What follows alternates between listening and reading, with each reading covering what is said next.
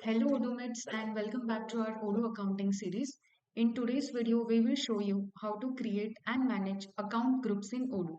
Grouping accounts is a key to organizing your financial statements and ensuring clarity in your chart of accounts. Let's get started.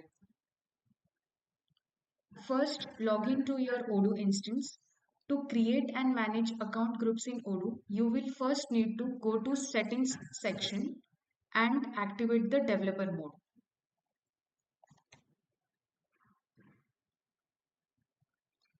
This unlocks advanced options like parent accounts and extra fields in your chart of accounts. From your main dashboard, click on the accounting module to get started. Now head to the top menu and click on configuration. From the drop-down, select account groups. To create a new group, click the new button. Group name. Enter a name for the group like current assets, liabilities or operating revenue. Let's create a revenue from operations group now.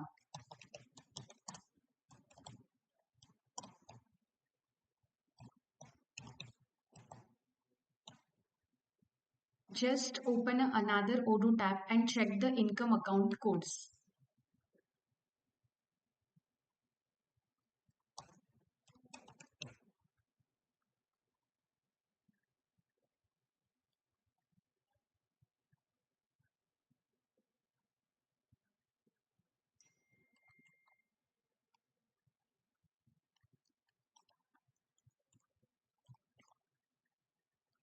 Code prefix means sequence. This determines the display order in reports.